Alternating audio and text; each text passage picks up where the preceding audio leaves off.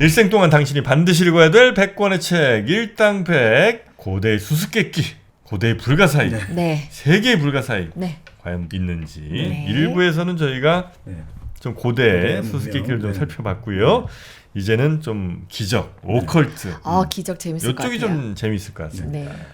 그 보통 이제 우리가 오컬트 기적하는 게 우리가 기본적으로 우리가 사물이나 대상, 외계를 인식하는 주체가 있지 않습니까? 의식하는 주체가 있고 그리고 객관이라는 것은 그 주체와 무관하게 우리의 어떤 인식의 대상 그리고 나의 어떤 생각과 무관하게 존재하고 있는 거죠. 네. 자, 그런데 이거 명확하게 딱 떨어져 있는 거잖아요. 그런데 우리가 흔히 말하는 오컬트, 초자연적이다, 기적이다 하는 거는 뭔가 우리의 관념이랄까 생각만으로 뭔가 그것들에 영향을 미친다. 이런 것들을 이제 흔히 말해서 기적이라고 보통 볼 수가 있겠죠. 네. 그래서 아까 일부에서 말씀드린 대로 어떻게 보면 우리가 이게 초자연적인 체험이라고 하는 게 우리 인간이 가지고 있는 운해가 일종의 우리가 생각하는 타인일 수 있다 이거죠. 우리가 생각하는 내라는 것은 좌뇌고 운해가 전혀 나에게 지금 낯선 것으로 다가오고 있으니까 그것들이 느끼는 거를 마치 나는 지금 다른 사람으로 다른 사람의 목소리 뭐 다른 사람의 뭔가로 인식하고 있는 거 아닐까 뭐 이렇게 이제 볼 수도 있겠습니다만 내 안에 또 다른 나 같은 그렇습니다. 그런 느낌. 네. 그렇지만 그거를 뭐 우리가 그거에 무관하게 또 여러 가지 그런 이걸 떠나서 그런 현상들이 존재하니까 네. 뭐 일일적으로 설명할 수는 없고 그래서 한번 살펴보죠. 네. 그러니까 제임스 딘이 이제 아주 유명한 우리 1950년대의 최고의 요즘 치면 그 청춘의 아이콘이었죠. 제임스 딘. 네, 뭐 제임스 딘은 항상 영원한 이제 반항하죠. 그렇죠. 제임스 딘은 어떤 분은 제임스 딘의 이제 얼굴에서는 반항이 안개처럼 그 사람을 덮고 있다 이거죠. 제임스 딘의 분위기가 뭐 그 정도로 참 50년대의 그 아까 말씀드린 앵그리 영맨이라고 할까 비트 제너레이션의 그 정서를 대변했던 그런 인물인데 이 사람이 이제 1955년에 포르쉐를 운전하다가 결국 이제 정면 충돌해서 사망을 하게 됐잖아요. 그 이후로 이 포르쉐에 징크스가 계속 붙는 거죠. 뭔가 어떻게 됐냐? 자, 그래서 먼저 차체를 자동차 수리 공장하는 사장이 샀단 말이죠. 근데 이제 견인차에서 내리다가 쇠사슬이 떨어지면서 수리공의 다리를 부러뜨렸어요. 오. 차체를. 네. 자, 그 다음에 엔진은 어느 의사에게 팔렸거든요. 그래서 의사가 그 엔진을 경주용으로 이제 장착해갖고 개조를 했단 말이죠. 자동차 레이스 하려고. 근데 자동차 레이스 도중에 조종이 불가능하게 되어가지고 결국 그 타고 있던 의사가 죽어버려요.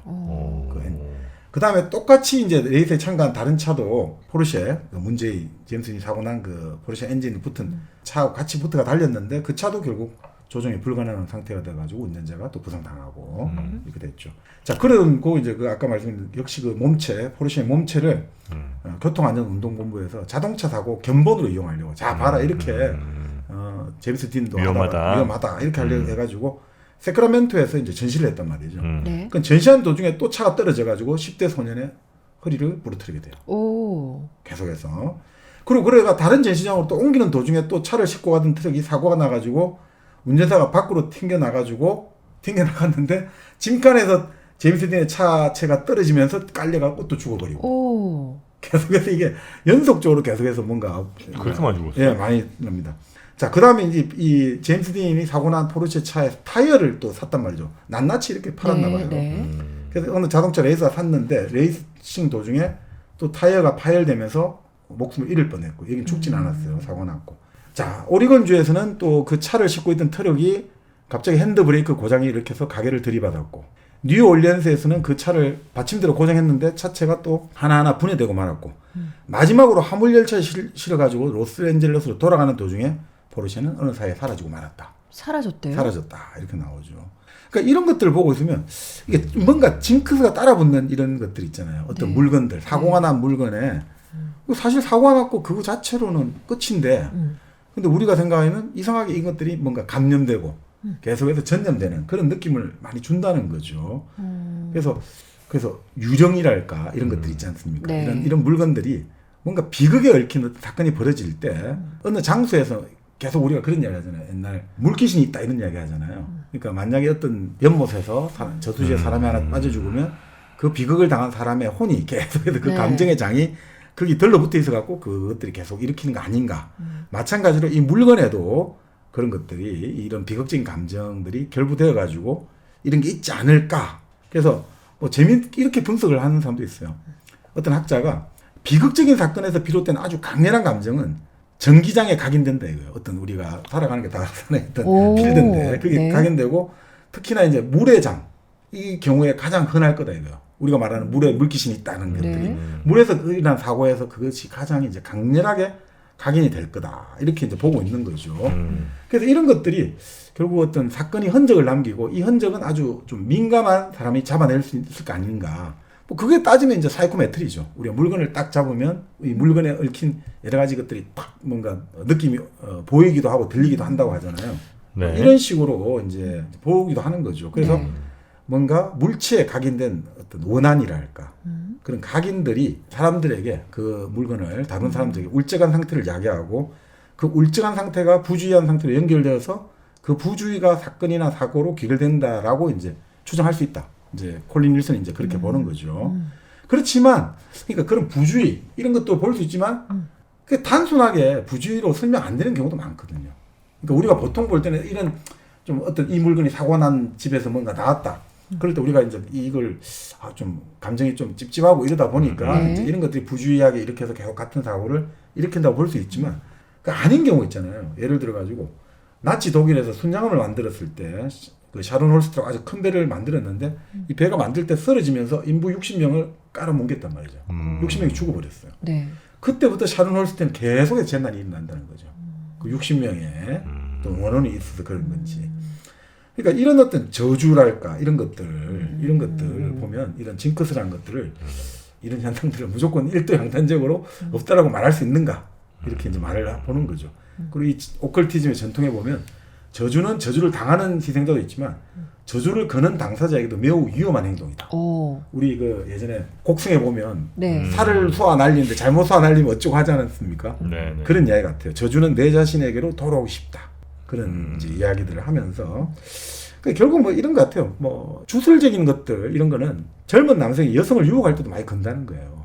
젊은 남성이 여성을 유혹할 때 네. 그게 무의식의 마음의 욕망이 아닐까. 무의식의 에너지가 예를 들어 갖고 내가 욕망하는 대상이 있을 때 이 그런 식의 무의식의 마음들이 내가 의식하지 못하는 어떤 행동이랄까 이런 걸로 나타나는 거 아닐까. 이제 이렇게도 해석을 하고 있습니다만 뭐 아닌 경우도 있으니까 이런 것들 이제 참 이런 징크스라는 것들이 보통은 이렇게 보거든요. 폴트가이스트라는 거 있잖아요. 네. 시끄러운 귀신 해가지고 갑자기 엑소시스트 영화였나 보면 나오잖아요. 갑자기 붕붕 뜨고 막 물건이 흔들리고. 근데 그걸 뭐 아닌 경우도 좀 있겠습니다만 대체로 분석해 보면 결국은 그 현상을 일으킨 게 대부분 10대 청소년들이에요. 10대 청소년들. 네. 10대 청소년들이 가장 이제 이 스트레스 받고 반항하는 마음이 있을 때 이 무의식적인 것들이 자기도 모르는 사이에 뭔가 물건 움직이고 소란스러운 행동을 하고 이런 것들로 이제 나타난다고 보통 보거든요. 그러니까 자기는 볼 때는 자기가 볼 때는 자기는 이런 행동 안 했는데 왜 갑자기 막 소리가 나오고 난 소리가 들리고 뭔가 물건이 움직인다는데 그것은 자기 의식에 의식하지 못하는 운의 어떤 행동들 자기가 인지하지 못하는 거 아닐까. 이제 이렇게도 보고도 있죠. 그렇게도 보고 있죠. 어때요? 실제로 물건이 움직였다기보다 물건이 움직이는 걸로 뇌가 인식했을 수는 있죠. 그러면은 뭐 이렇게 제임스 딘의 차 같은 거요. 제임스 딘의 차는 되게 관심을 많이 받았을 거 아니에요. 저 차에. 당대 네. 이제 최고 슈퍼스타의 또 죽음과 관련되어 있는 차니까. 근데 이제 크게 사고가 한번 났단 말이죠. 네. 그렇게 크게 사고 났다는 거는 그 차체 혹은 자동차 엔진에 뭔가 문제가 생겼을 가능성은 매우 높을 수 있다. 네. 왜냐면 이제 그렇게 큰 그렇죠. 충격이나 이런 걸 받았다면 그러니 걔들은 뭐 이렇게 잘 옮기려고 하다가도 뭔가 뭐 나사가 풀렸든 뭐 이런 등등의 문제로 네. 다른 차체 튼튼한 차체 일반적인 차체보다는 사고 날 가능성이 훨씬 더 높긴 높을 것 같아요. 네. 움직이다가 떨어지든 뭐 등등. 그리고 엔진도 아마 정상 작동이 잘 안 되거나 아니면 평소엔 별 무리가 없는 것 같았으나 약간 좀 뭐 토크가 올라가면서 갑자기 뭐가 이렇게 내려앉는다든지 뭐 이런 일이 있을 수 있죠. 네. 그게 이제 사고로 귀속될 수도 있다. 네. 뭐 그럴 가능성은 난 있다. 그러나 그게 제임스 딘이 타서 사고 났던 그 차니까 네. 뭐 연달아 막 수많은 사람들이 다 요건 좀 과한 게 아니겠나. 그 거기 이제 저도 살짝 제 생각을 보태면 얹으면 이게 사람들이 엄청 관심을 가졌을 거 아니에요. 네네. 그러면 이건 돈이 된다. 장사가 되는 거예요. 네. 뿔뿔이 팔았죠. 근데 정말 사망 사고가 일어났어. 그거는 정말 안타까운 일인데 그 수많은 부품들을 팔았을 때 조금만 다쳐도 야 이거 봐라. 제임스 딘. 제임스 딘 모시기 하면서 난리를 한 다음에 비싸게 팔고 박물관 와 했다. 그래서 사람들 끌어모으고 그런 식으로 약간 상업적으로 이용된 건 아닐까. 그럴 수도 네. 있지. 네. 그러니까 결국은 그 이제 이런 것들이 만약에 이제 역사로 한번 적용을 해보면 네. 그 어떤 사건이 일어나잖아요. 예를 들어 어떤 비극적인 사건이 일어났다. 우리 역사에서 뭐 외세 침략이나 아니면 청년들이 많이 희생되고 이런 사건들이 일어날 때 그럴 때 이제 사람들이 우리 예전에 그 하멜런의 피리 부는 사연을 했습니다만 갑자기 청년들이 막 몇십 명이 사라졌단 말이죠. 이럴 때 그 사회의 어떤 감정들이 얼마나 그 우울하고 분노, 우울함, 증오, 피해의식, 그죠? 그런 것들이 막 생겨날 거 아닙니까? 자, 이런 때 이 감정이 생겨날 때 이 감정이 계속해서 제대로 이 감정을 제어를 못하고 다스리지 못하면 이 사건들이 계속해서 벌어질 수밖에 없는 거죠. 그 사람들이 끊임없이 그 울적한 감정이랄까 이런 것들에서 벗어나지 못하고 계속해서 잡혀 있으니까 지금 아까 그 제임스 딘의 이야기도 그런 거죠. 실제로 보면 사고가 났다고 생각할수록 그죠. 이 차바퀴나 이런 것들이 있어가지고 네. 사람들이 무의식적으로라도 그죠 그런 것들 동일시하게 되는 경향도 많이 있겠습니까? 자 이러니까 이 역사의 사건 같은 경우도 정말 반드시 이게 징크스라기보다는 그것들이 충분히 우리가 다뤄주지 못하고 뭔가 기억해주지 못하고 이러면 그것들은 계속 반복되는 게 실제로 징크스처럼 나오거든요. 네. 그러니까 그런 거 보고 있으면 그러니까 분노, 원한, 정오 이런 굴욕감 이런 것들이 한 사회 그리고 한 집단, 한 시대에 이렇게 딱 들어가 있을 때 그러면 그것들이 제대로 해소 안 되면 계속해서 반복되는 것 같아요. 어느 사회나 어느 집단이나. 그러니까 그때 그러면 우리가 그 징크스를 해소하는 방법은 뭐냐? 결국 달래주는 수밖에 없는 거죠. 우리가 말하는 달래주는 거 있잖아요. 달래주는 방법은 지금 그건 기억해주는 거 있잖아요. 어떤 분이 재밌는 이야기를 하세요. 요즘 우리가 이제 서울에 보면 영화도 했습니다만 네. 우리가 제가 생각하는 어느 순간부터 우리가 2000년대 이제 문화의 시대 이렇게 말씀 많이 합니다만 어느 순간부터 우리가 우리 역사의 어떤 숨기고 싶고 아니면 아주 안타깝고 부끄럽고 또 정말 슬픈 이런 것들을 정면으로 대면하기 시작했단 말이죠. 지금 어느 순간부터. 네.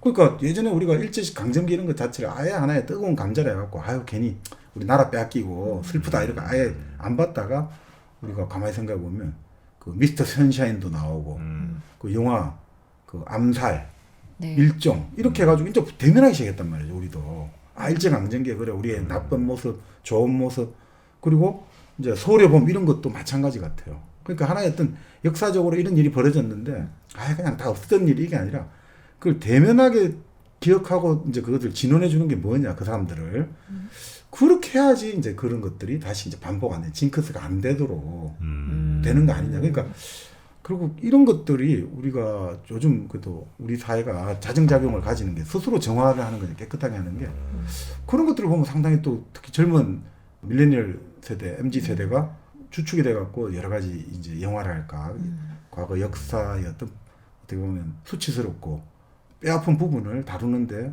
적극적으로 호응하는 것 자체가 더 이상 이제 그런 것들을 징크스로 여기지 않겠다는 그거 아닌가 아니, 그런 생각도 갑자기 들더라고요. 이걸 보다가 드는 생각이. 네네네. 네. 그래서 제가 네. 말씀드리지 않습니까? 안전운전을 위해서 대박 114 대리운전 앱이 필요하다. 맞습니다. 네. 그래서 꼭 뭐 물론 술 드시면 당연히 대리운전 기사님을 모셔야 되고요. 네. 술 아니더라도 피곤하다 오늘 내가 운전하기 컨디션이 좀 아니다 싶을 때는 최상의 컨디션으로 여러분의 운전을 대신해 드리는 대박 114 대리운전 앱으로 한번 기사님을 모셔보십시오. 네. 그러면 아마 여러분이 운전하는 특히 이제 퇴근하고 뭐 이렇게 좀 막 일이 너무 피곤한 날들이 있을 수 있잖아요. 뭐 그럴 때도 한번 그냥 우리 대박 114 앱 깔아갖고 워낙 적립금도 많이 좀 나오고 있고요. 네. 가격도 합리적이기 때문에 우리가 많이 쓰는 그 대리운전보다는 훨씬 더 아마 네. 좋으실 겁니다. 한 달에 한 두세 번만 이용하셔도 아마 한 번 이상 그냥 거의 공짜로 타신다고 생각하면 되겠습니다. 대박 114 대리운전 앱 지금 뭐 친구 추천 적립금도 많이 드리고 있으니까 네. 얼른 앱 깔고 많이 지원금 받으셔서 공짜로 타시기 바라겠습니다. 네. 대박 114.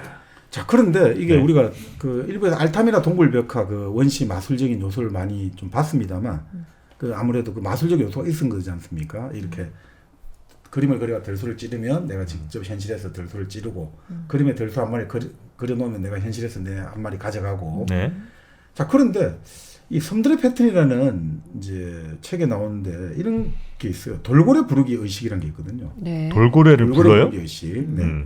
길버트 제도라는 섬에 그 영국의 아스 그린벌 경이 가서 돌고래 부르기 의식을 봤는데 이런 거예요.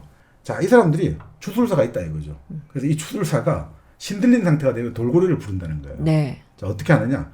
이제 제사를 먼저 올리겠죠. 돌고래 부르는. 그런 다음에 제사가 끝나고 나서 추술사가 자기 방에 몇 시간 동안 침묵에 잠겨요.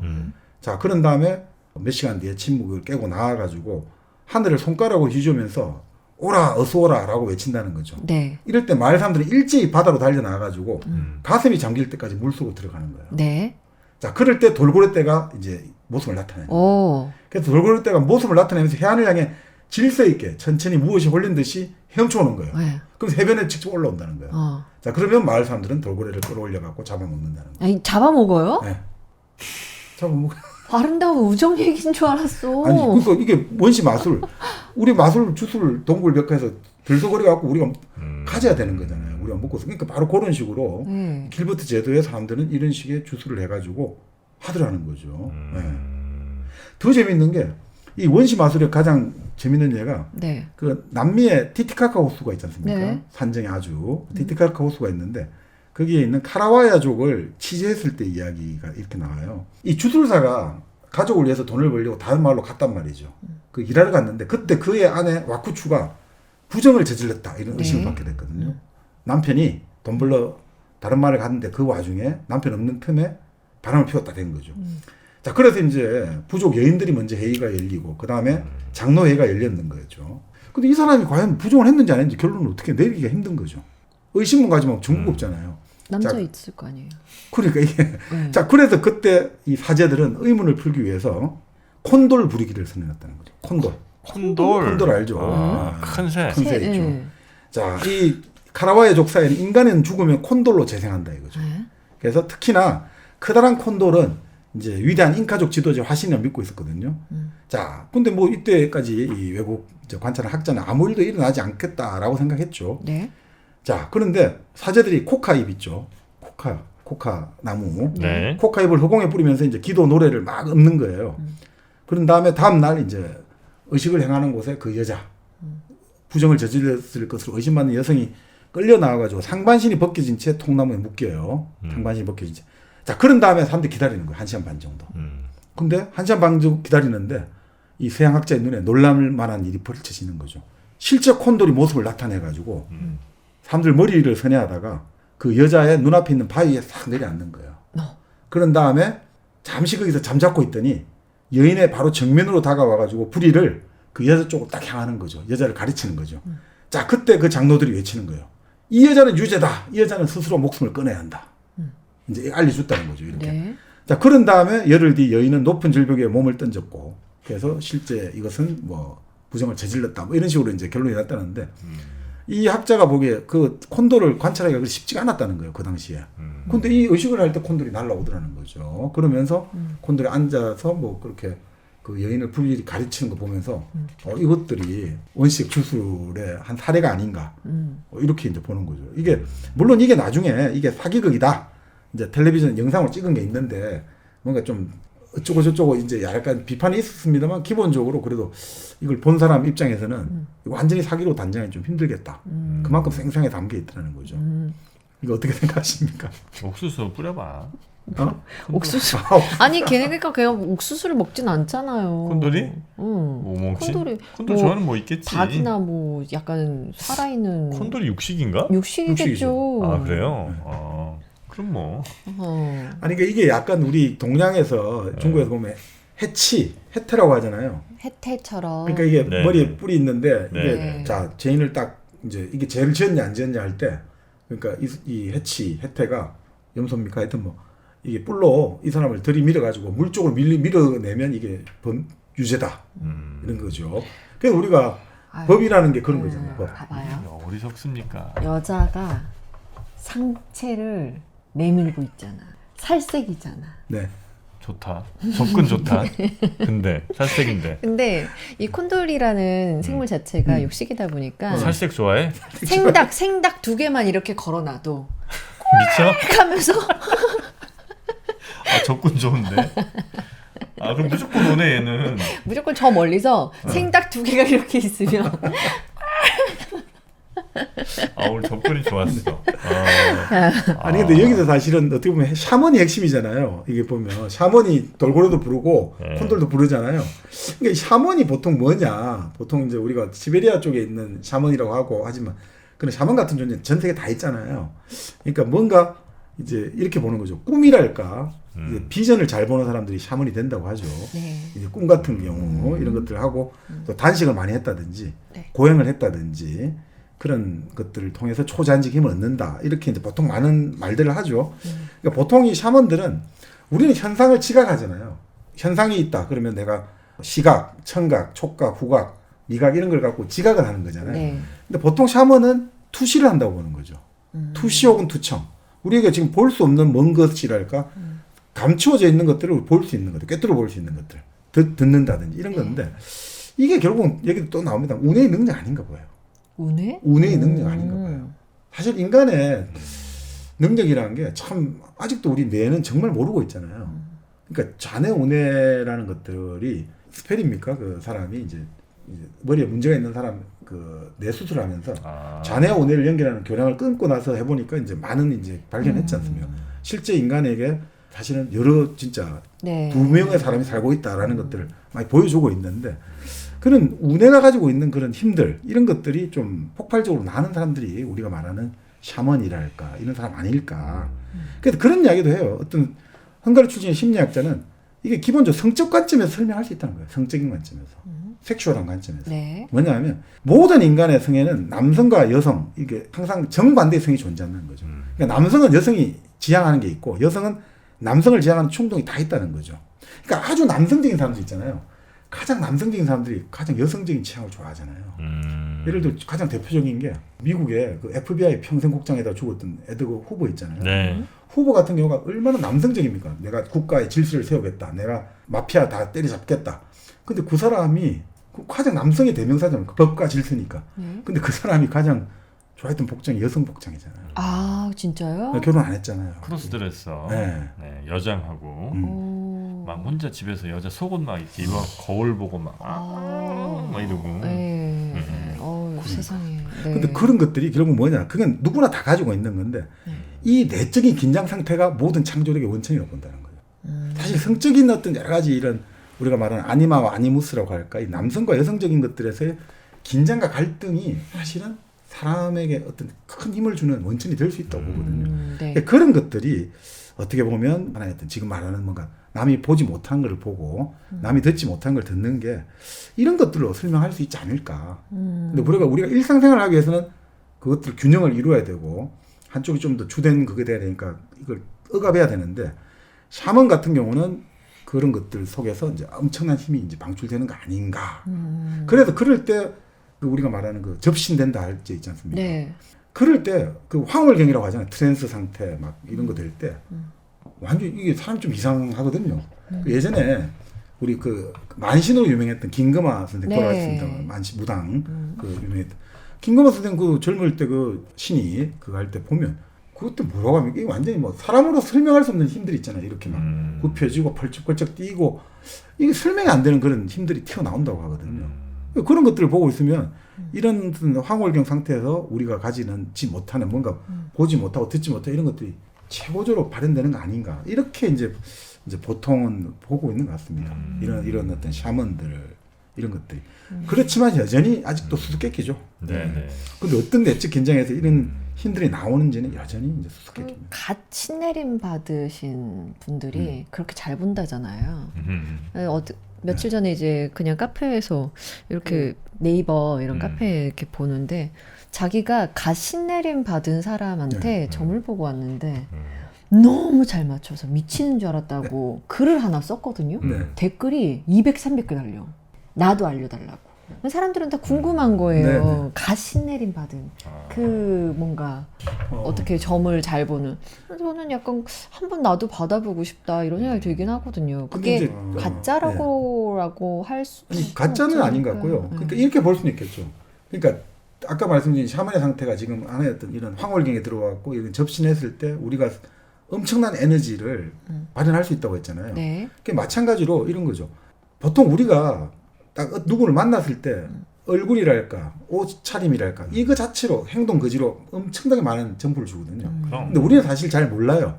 그러니까 우리는 말로 이제 의사소통을 하면 되니까 그것들을 무의식적으로는 들어오지만 대부분 차단해 버리거든요. 근데 말 그대로 최근에 신이 내렸다는 사람들은 그게 아주 민감해져 있을 수 있죠. 그러니까 우리가 흔히 말하는 정보가 이 모든 정보 다 들어오는 거죠. 이 사람이 입고 있는 옷이나 이런 정보들, 말투의 억양이랄까, 음성의 고절랄까, 장단, 머리카락의 상태, 화장의 상태, 피부의 상태, 말투, 손, 이 모든 게 다 들어올 때 이게 순간적으로 우리는 그게 안 되지만 순간적으로 슈퍼컴퓨터가 이게 막 작동을 한다고 해보세요.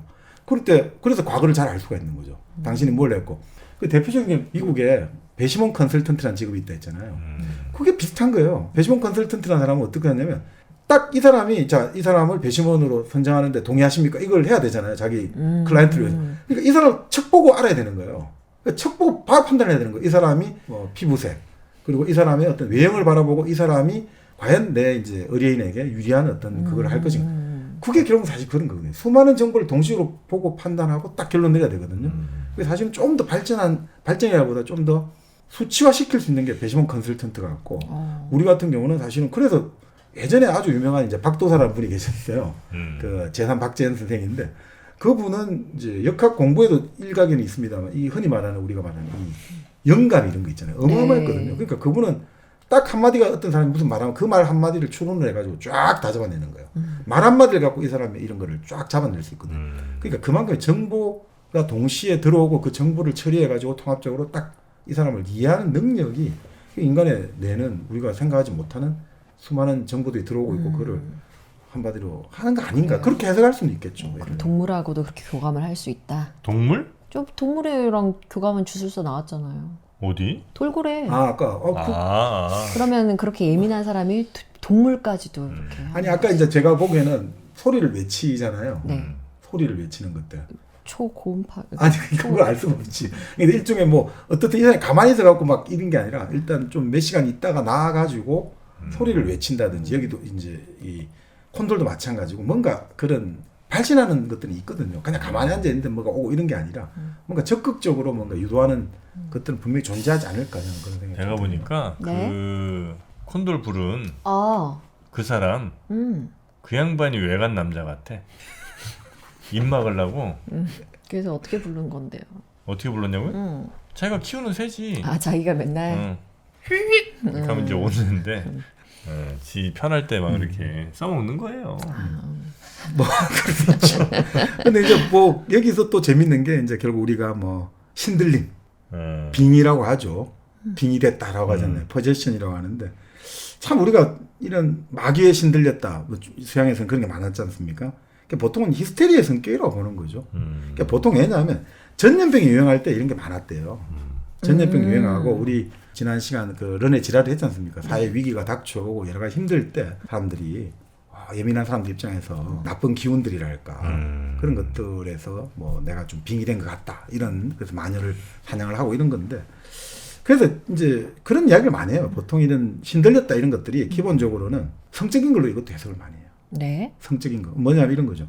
자 어느 수녀님들이 있었는데 수녀의 마루에 뒹굴면서 몸을 비틀고 막 신성모독한 말을 내뱉은 거예요. 그래서 이 수녀에게 이게 신들렸다고 하는데 아무래도 수녀들과 성적 접촉을 한 고해사 어떤 신부를 향한 무의식적인 성욕이 아닌가 이렇게. 그러니까 이거 조사를 해보니까 이 수녀들이 금지된 어떤 플레이를 했고 그 와중에서의 어떤 이 여러 가지 도덕적인 부담감이 자기 자신을 그러니까 사실은 보통 신들렸다는 걸 심리학은 해리 현상이라고 하거든요. 해리 현상은 뭐냐면 내가 두 사람이 되는 거예요. 마치 하나의 다른 사람이 돼버리는 것들.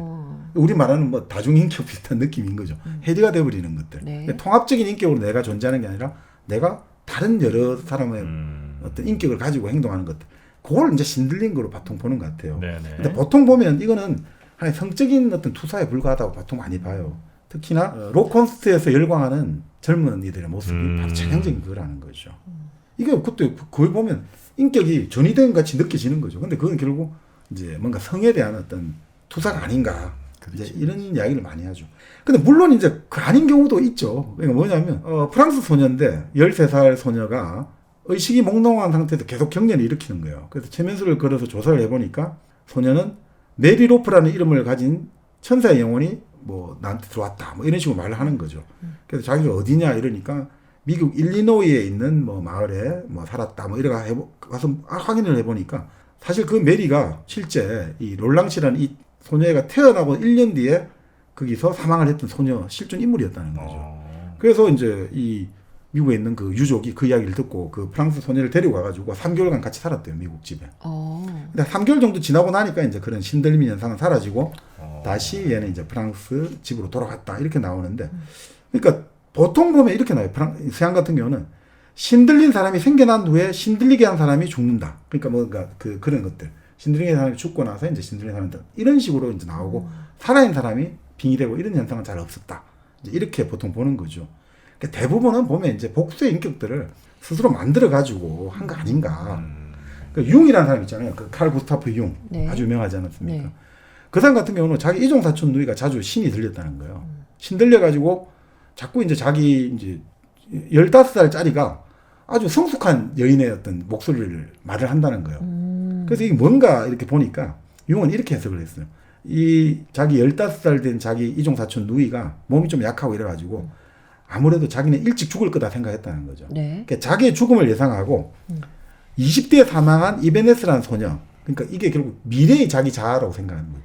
그거를 불러내가지고 나는 결국 20대에도 살아있을 거야 라는 식으로 만든 거 아니냐.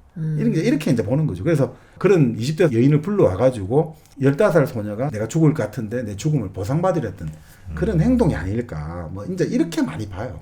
그래서 대부분의 신들림이라는 게 아까 말했던 폴터가이스트 있죠. 뭔가 갑자기 막 뭔가 도자기가 부서지고 가구가 혼자서 움직이고 이런 거 있지 않습니까? 네. 와 이거 봐라 귀신이 들렸고 귀신이 왔다 이러는데 그 방언하는 거 있지 않습니까? 무슨 라틴어를 갑자기 한 번도 공부를 안 했는데 근데 이런 것도 대부분 보면 라틴어 같은 경우도 어디선가 무의식적으로 들었을 거다라고 보통 봐요. 그렇죠, 그렇죠. 대부분은.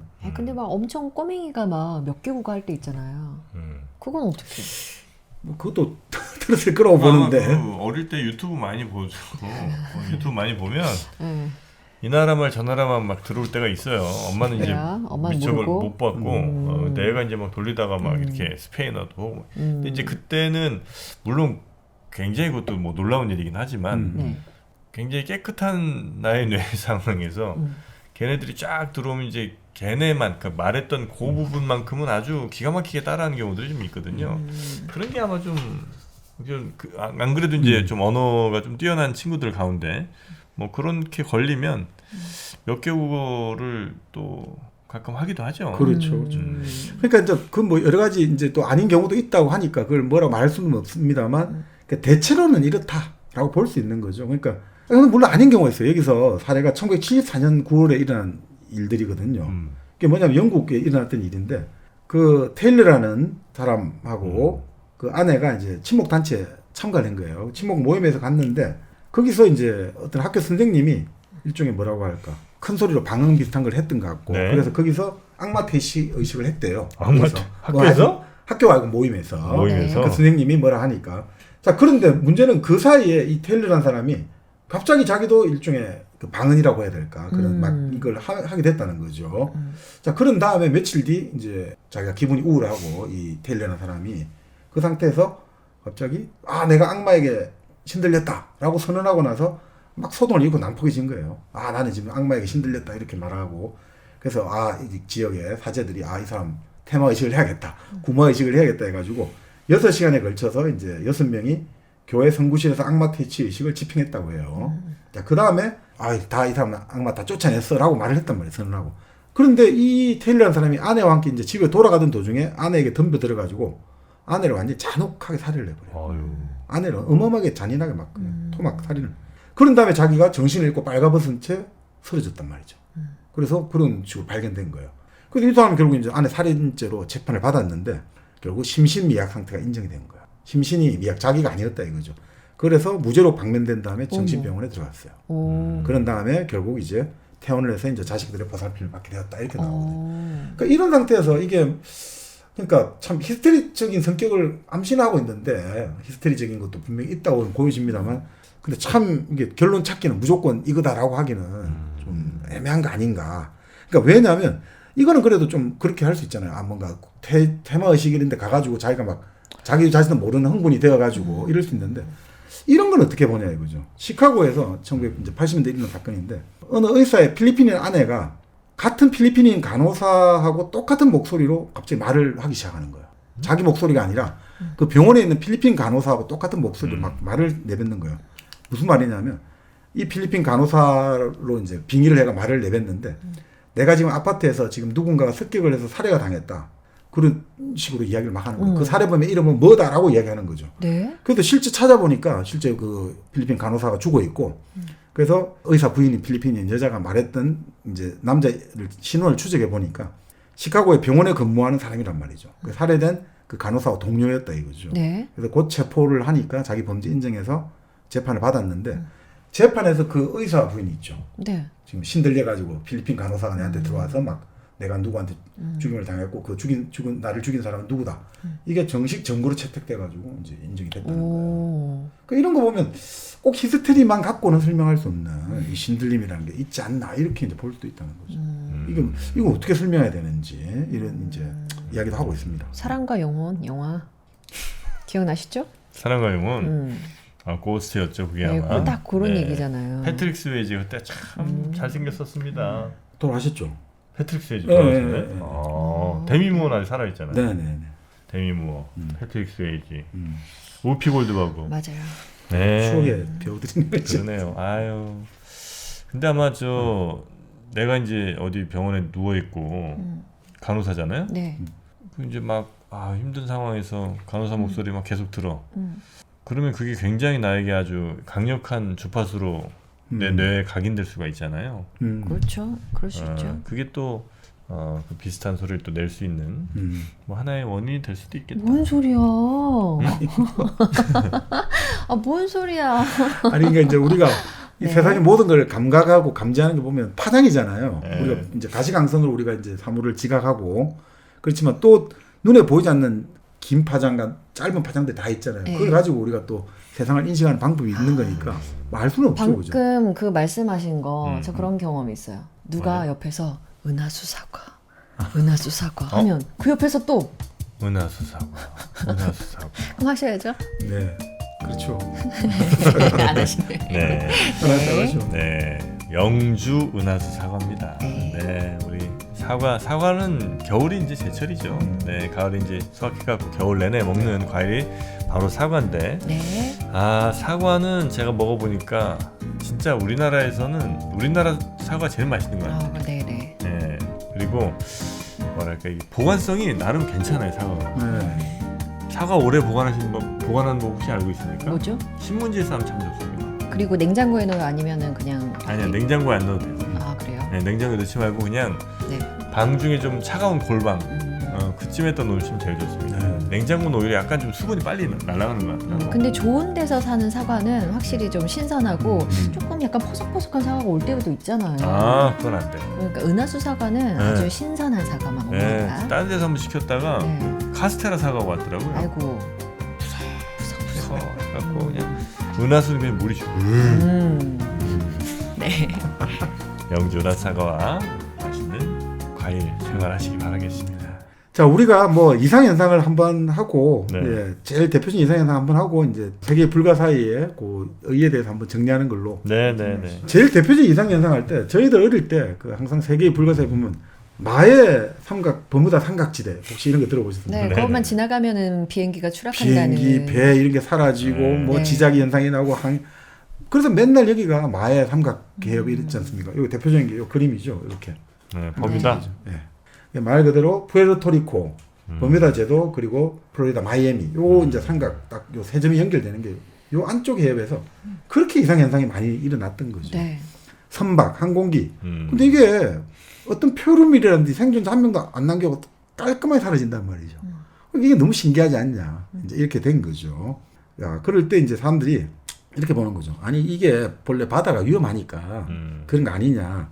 그렇다 하더라도 이게 흔히 말하는 그거를 감안하더라도 더 이제 그 횟수가 많다. 이렇게 이제 보는 거죠. 그래서 어떤 사람들은 잃어버린 아틀란티스 대륙에서 살인 광선이 나와가지고 한국이와 배를 뭐 없앤다. 아니면 차원과 차원 사이에 진공이 있어가지고 그렇게 이제 빨려 들어갔다.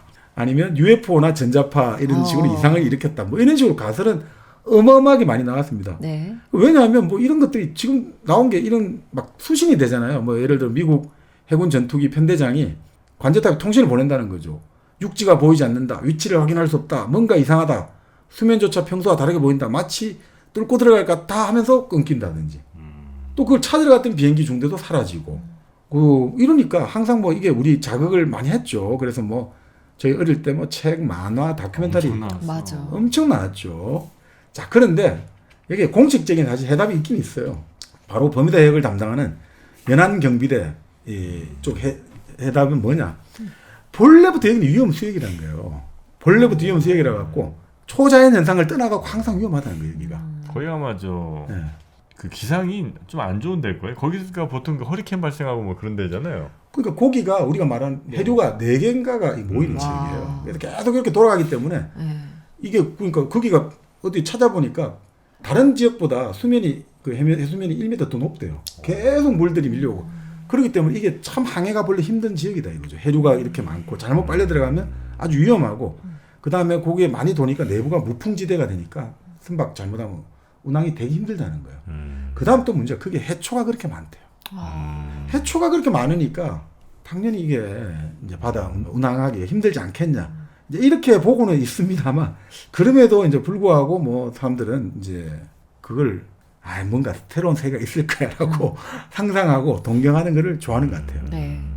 그러니까 이런 게 과연 나쁘냐 좋으냐는 잘 모르겠는데 이렇게 재밌는 이야기는 거예요. 과연 기괴한 사실이나 기괴한 현상을 아예 터무니없는 걸로 없애는 게 좋으냐 아니면 그것들 그래도 한번 설명하려고 하는 게 좋으냐. 재밌는 게 여기서 책에서 그렇게 인용을 해요. 1768년에 프랑스에서 마치 솟아난 듯한 거대한 돌 모양의 물체 있잖아요. 땅에서 뭔가 돌이 팍 뚫고 올라왔는데 그게 농부들이 하늘에 떨어졌다는 걸 목격했다는 거예요. 그게 말이 되냐? 이 돌이 어떻게 하늘에 떨어지냐? 그러니까 이거는 땅에 솟았는데 저 농부들이 거짓말하는 거냐? 해가지고 당시 프랑스 과학 아카데미가 그 유명한 그 화학자 라보아지에 있지 않습니까? 네. 질량 보존의 법칙. 네네네. 그 라보아지에게 조사를 의뢰한 거죠. 한번 조사해봐라. 그러니까 이 최고의 과학자가 가서 이렇게 한 거죠. 아니 모든 이제 우리가 사람들이 돌이 어떻게 하늘에 떨어지냐, 하늘에 어떻게 돌이 떨어지냐라고 생각하는 이상 목격자들이 잘못 보았거나 목격자들은 거짓말했다라고 이제 보고를 하는 거죠. 이건 있을 수가 없는 일이다. 하늘에서 돌이 떨어질 수 없으니까 그때 운석의 개념이 없었다는 거예요. 네. 그러니까 이건 목격자가 잘못 봤든지 아니면 거짓말했다라고 보고를 했거든요. 지금은 이제 우리 운석의 존재를 설명할 수가 있지 않습니까?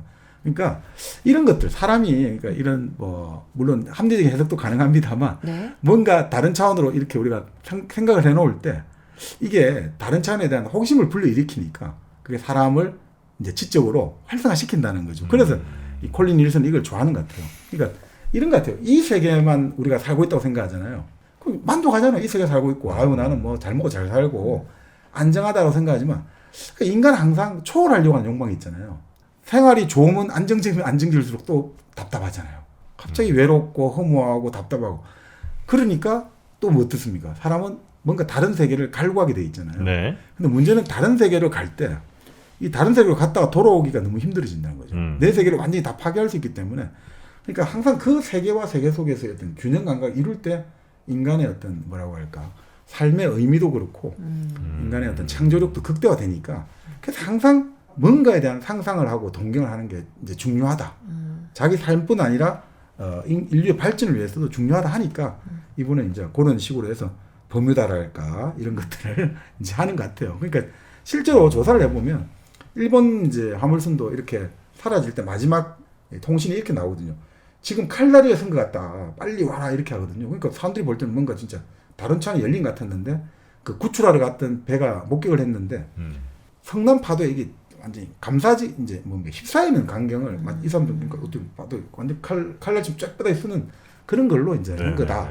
이제 그러면 충분히 이제 설명은 되지 않느냐 이제 이렇게 이제 보고 있습니다. 그럼에도 불구하고 이제 자기 이상들도 분명히 이제 존재할 거다. 이제 이렇게 보는 거죠.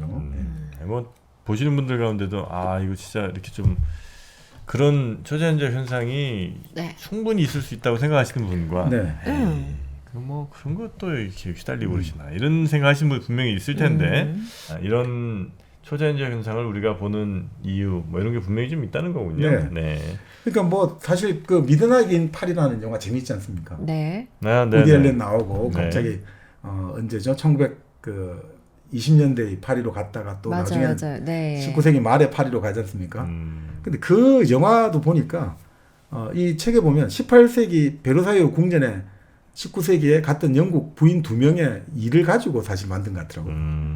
자기가 오늘 궁전에 앞에서 이제 구경을 하고 있는데 어떤 귀부인이 그림을 그리고 있더라는 거예요.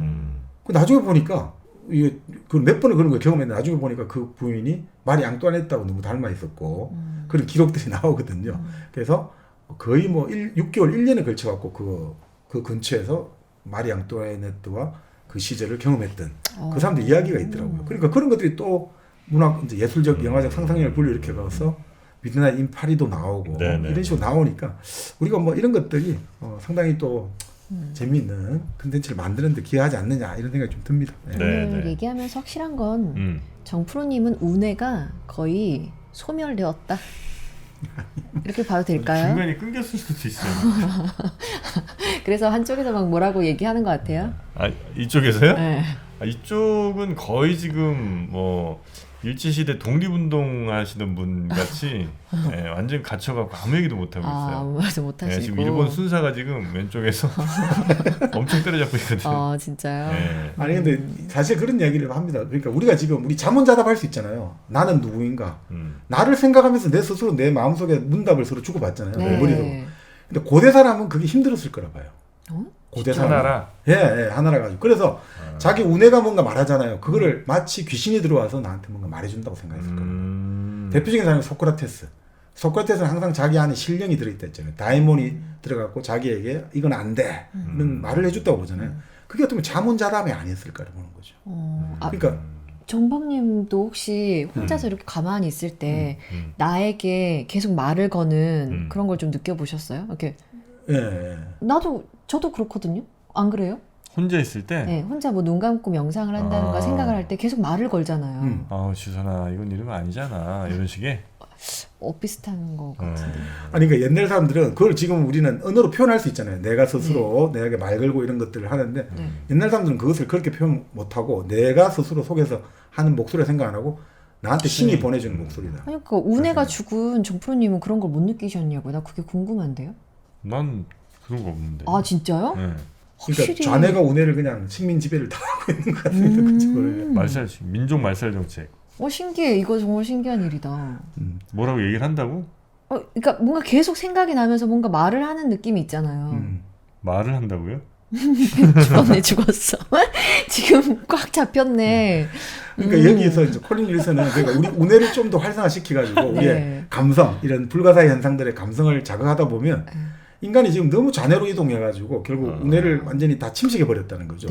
그러면 생각해봐라 이거죠. 우리 머릿속에 최고 좋은 컴퓨터가 여러 개 있는데 꼭 하나밖에 안 쓰면서 요거에 하나만이 자기인 줄 알면 얼마나 이게 제대로 쓰지 못하고 있는 거 아니냐. 그러니까 우리가 어떻게 보면 우리 뇌라는 게 글을 쓰고 말을 그러니까 글을 특히 문자를 쓰므로써 너무 약화돼 버렸다는 거예요. 뇌가. 그래서 옛날 재밌는 게 중국에서 한자를 만든 사람이 창일이라고 하잖아요. 창일이 문자를 만드니까 귀신이 다 울고 떠났다는 거예요. 귀신이 다 울었다는 거예요. 그게 참 재밌는 것 같아요. 귀신이 울었다는 건 뭘까? 귀신이라는 뭔가 우리 인간을 구성할 때 빛과 그림자가 있는데 이 그림자의 영역을 이제 추방한 거 아니냐 이거죠. 문자를 쓰면서. 우리는 이제 합리성과 이성과 논리의 세계로 간다. 이제 더 이상 너희들은 필요 없어라고 하니까 귀신이 우는 거 아니냐. 문자를 쓴다는 거. 그러면서 너무 우리가 이렇게 다 온 거 아닌가. 이렇게 이제 이거 좌뇌 위주의 세계가 온 거 아닌가. 그래서 이제 이런 것들 속에서 이제 우리 운해도 좀 더 같이 균형적으로 발전할 때 우리가 좀 더 이제 큰 인간의 잠재력이 개발되지 않는 뭐 이런 취지로 세계 불가사의를 썼던 것 같습니다. 네. 야, 네. 그런 내용들이 만약에 난 여기 나온 것 중에 불가사의하다고 생각하기 거의 없거든요 지금. 왜? 아, 나 진짜 너무 웃겨. 불가사의할 게 뭐 별로 거의 없는 그냥 다 논리적으로 설명되는 것 이런 같은. 식으로 네. 생각을 하실 때 네. 상대방의 입장에서 네. 생각을 하는 버릇을 들이시는 거예요. 지금은 좌뇌가 엄청 뇌를 잡아먹고 있잖아요. 그럼 우뇌가 엄청 발달되어 있던 과거에 그 사람들한테 가는 거야. 그래서 그 사람들을 이해하려면 이 반대로 완전 정프로님이 지금 생각하는 거에 완전 반대로 생각하고 생활했던 사람들이 거기에 있는 거예요. 아니 근데 그거는 너무 좀 아니 뻔히 다 답이 있는데 그걸 모른 척하란 얘기예요? 아니 그게 아니라 네. 이 고대에 있던 사람들은 네. 우뇌가 엄청 컸던 거예요. 그래서 일종의 버그 같은 거 아닐까 내가. 아니 그 우뇌가 커가지고 네. 그 엄청난 그 감각과 감수성으로 신과 대화하기 위해서 모든 걸 다 그렇게 해석을 했던 거지. 그래요. 그렇죠. 그 지구에 아까 말씀드린 지자기의 힘을 느낄 수 있고 네. 그런 힘들을 그쵸. 느낄 수 있다 생각할 때는 너무 좋겠죠. 아니 근데 우리는 이제 그걸 못 느껴봤잖아요. 우리는 모르잖아요. 아니, 전기를 할 때 짜릿할 때 그러니까 네. 아까 물에 뭐 찌릿찌릿하네 이런 정도밖에 그만큼 우리가 운의 감각이 퇴화됐을 수 있으니까. 맞아. 예, 그 사람들은 우뇌가 엄청 발달해 있었던 거죠. 이런 거 있잖아요. 우리가 그나마 남아 있는 게 칵테일 효과 같은 거 있죠. 칵테일 파티. 네. 자, 시끌벅적하고 도저히 사람 말을 알아들을 수 없어. 근데 내 이야기를 하면 아무리 멀리서 확 그냥 들어온단 말이죠. 나에 관한 이야기. 예를 들어 갖고 자 자식을 키운단 말이죠. 근데 애가 2층에 자고 있어요. 나는 1층에 있단 말이죠. 근데 애가 지금 아픈 것 같아요. 근데 이거 도저히 들을 수 없는 목소리고 들을 수 없는 신음소리 같은데 갑자기 어느 순간 들려 선명하게. 근데 가보면 진짜 애가 아파가지고 끙끙 앓고 있거든. 이런 것들을 보고 있으면 이게 우리가 사람이 어떤 우리가 지금 알고 있는 감각과 여러 가지 다른 의미에서의 어떤 전달 통로도 존재할 수 있지 않을까 이런 생각은 좀 듭니다. 네. 그렇게 아프면 옆에 누이는 건 어떨까? 2층에 따놓고 그렇게 걱정하시는. 네. 네, 다른 세계에서 이제 우리가 네. 솔직히 정프로님이 정말 저랑은 좀 다르잖아요. 근데 다르게 생각하는 사람의 이런 얘기를 또 듣는 것도 네. 좀 재밌는 것 그래요? 같아요. 예, 전 재밌어요. 공감 능력 짱인데? 뭐 아까 뭐라고 했죠? 씨야. 티발 씨야. 티발씨야. 네. 네. 그러나 좌뇌만 발달한 정프로도 우뇌가 발달한 우리 지선 씨도 네. 1km는 같이 통하잖아요. 아 이건 통하죠. 통하는 이걸로 건 통할 수 있죠. 있잖아. 네. 네, 그걸로 통하면 됩니다. 네. 네, 1kg 커피로 그 향은요 양쪽 뇌에 모두 도달됩니다. 이건 꼭 뭐 좌뇌 우뇌만 가는 게 아니에요. 양쪽 네. 뇌에 동일하게 갑니다. 1kg 커피로 향긋하게 올겨울도 따뜻하게 네. 이렇게 또 커피잔 머그잔 이렇게 따뜻하게 이렇게 양손 잡고 있으면 얼마나 또 포근해집니까? 맞습니다. 네. 그리고 또 그렇게 포근한 손으로 이렇게 이성 이렇게 딱 잡아주면 그게 또 효과 있다는 게 이미 과학적으로 증명이 됐죠. 네, 그건 불가사의 아니죠. 요거는 좌뇌 사람들 다 인정합니다. 네. 자, 여러분도 1kg 커피와 함께 따뜻한 겨울 되시기 바라겠고요. 오늘 세계의 불가사의, 전 세계의 불가사의. 별로 불가사의가 아닌 것 같아, 그죠? 네, 우네들의 불가사의. 이렇게 하면 될까? 나는 안 불가사의인데. 네, 세계 불가사의 편 여러분과 가볍게 한번 네. 살펴봤고요. 다음 시간에도 재미있는 책 네. 여러분께 소개해드리도록 하겠습니다. 함께해 주신 여러분 고맙습니다.